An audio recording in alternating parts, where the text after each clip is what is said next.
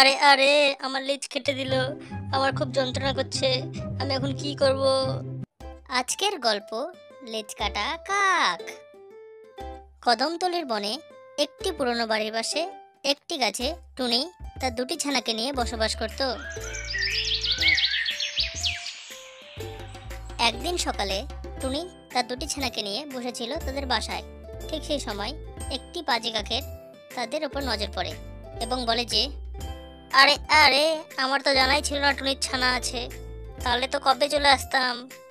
আরে আরে, টুনির ছানা তো বেশ নাদুস নদুস হয়ে আছে। আর টুনি পাখির মাংসের যা টেস্ট, যে খায় সেই জানে। নরম তুলতুলে, যা তা সুন্দর টেস্ট। আমাকে তো আজ এই মাংসগুলোকে খেতেই হবে। আরে আরে, টুনিকে বোকা বানিয়ে আজকে আমাকে যে করেই হোক মাংসগুলো খেতে হবে। আরে আরে। আরে টুনি, তোর ছানাগুলো তো বেশ নাদুস নদুস হয়ে গেছে। তোর ছানাগুলো তো খেতে বেশ মজা হবে। তুই তোর দুটো ছানাকে আমাকে দিয়ে দে। আমি আজকে তোর ছানাগুলোকে খেয়ে নিই। আর তুই যদি না দিস, তাহলে তোর ছানার সাথে আমি আজকে তোকেও খেয়ে নেবো কিন্তু। ভালোই ভালোই বলছি, দিয়ে দে। তুমি চিল না ঈগল? তুমি তো একটি সামান্য কাক। তুমি আমাকে বোকা ভেবেছো নাকি? তুমি আমাকে বোকা বানিয়ে দেবা আর আমি তোমাকে আমার ছানাগুলো দিয়ে দেবো? তোমার ক্ষমতা থাকলে তুমি নিয়ে দেখাও। আরে আরে, টুনি, এখনো কিন্তু সময় আছে। তোর ছানাগুলোকে আমাকে দিয়ে দে। না হলে কিন্তু আমি তোর ছানার সাথে তোকেও কিন্তু খেয়ে নেবো বলছি। কতবার বলবো? একবার বললে কি কানে যায় না? তোমাকে তো বললাম, তোমার যদি ক্ষমতা থাকে তো নিয়ে দেখাও আমার ছানাগুলোকে। আরে আরে, আমি তো ভাবলাম টুনিকে বোকা বানিয়ে টুনির ছানার মাংসগুলো খেয়ে নেবো। কিন্তু টুনি তো বোকা না। তার থেকে ভালো হবে যাই, টুনির বাসাটাকে ঠোকর মেরে নিচে ফেলে দিই এবং তার ছানাগুলো নিচে পড়ে গেলে তাদের গপ গপ করে খেয়ে নেব। এ কি করছো তুমি? কি করছো? আমার ঘরে ঠোকর মারছো কেন? আমার বাচ্চাগুলো তো নিচে পড়ে গেল। কি করছো তুমি? তারপর বদমাইশ কাক টুনির ছানাগুলোকে গপ গপ করে খেয়ে নেয়।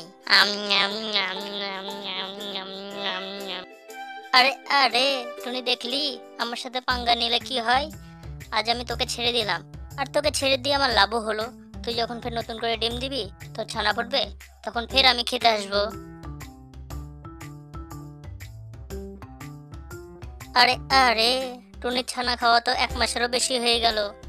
অনেক দিন তো টুনির ছানাও খাইনি। আর টুনি তো মনে হয় নতুন ছানা দিয়েছে। যাই, গিয়ে টুনির ছানা খেয়ে আসি আজ। এই বলে বদমাশ কাক টুনির ছানা খাওয়ার জন্য টুনির বাসার দিকে রওনা হয়।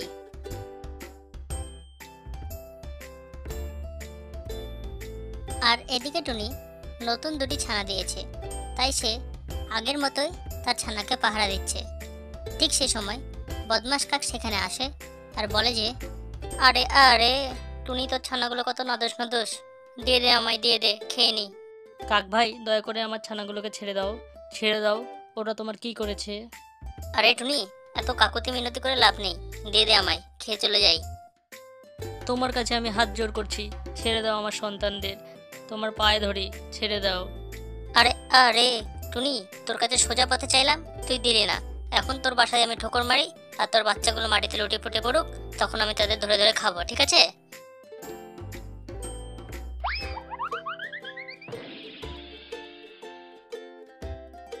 আম, উম, উম, উম, উম। হাই ভগবান! এই বদমাস কাক আমার ছানাগুলোকে দুবার খেয়ে নিল। এখন আমি কি করব? পরের দিন সকালে টুনির বন্ধু পেঁচা টুনির বাসায় আসে এবং বলে যে, কি হয়েছে টুনি বোন, তোমার মন খারাপ কেন? আর তোমার ছানা দুটো কোথায়? পেঁচা বোন, একটি পাজি কাক আমার ছানাগুলোকে খেয়ে নিচে। তুমি আমাকে একটু বুদ্ধি দাও, যাতে আমি প্রতিশোধ নিতে পারি। তখন পেঁচা একটু ভাবে আর বলে যে, কাক তো অনেকই বুদ্ধিমান, তার কাছ থেকে প্রতিশোধ নেওয়া তো অনেকই কঠিনের কাজ। আমার নামও টুনি। সে দুবার আমার ছানা খেয়েছে। আমাকে প্রতিশোধ নিতেই হবে। আমি বলি, কাক যখন ঘুমোবে ঠিক সে সময় তার লেজটা কেটে দিও। লেজ হচ্ছে কাকের প্রিয় জিনিস। যখন তার লেজটা কাটা পড়বে, সে লজ্জায় পণ ছেড়ে চলে যাবে। পেঁচা বোন, তুমি ঠিকই বলেছ। এই কাজটা আমাকে একদিন সুযোগ বুঝে করতে হবে। যদি কাকের লেজটা কেটে দিই, তাহলে সে বন ছেড়ে পালিয়ে যাবে। তারপরে একদিন টুনি কাকের বাড়ির দিকে রওনা দেয়।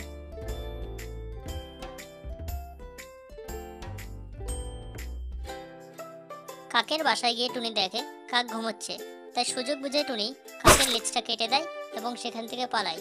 আর এদিকে কাক কাঁদতে থাকে যে, আরে আরে আরে, টুনি আমার লেজটা কেটে দিল রে, এখন আমি বনে কিভাবে মুখ দেখাবো? আমি তো বনে থাকতেও পারবো না, আমাকে বন ছেড়ে তো চলে যেতে হবে। আরে আরে। তারপরে কাক কেউ দেখার আগে সে বন ছেড়ে চলে যায় তার কাটা লেজ নিয়ে। বন্ধুরা, যদি আমাদের ভিডিওটাকে ভালো লেগে থাকে তাহলে লাইক ও কমেন্ট অবশ্যই করো, আর চ্যানেলটাকে সাবস্ক্রাইব করতে ভুলো না কিন্তু।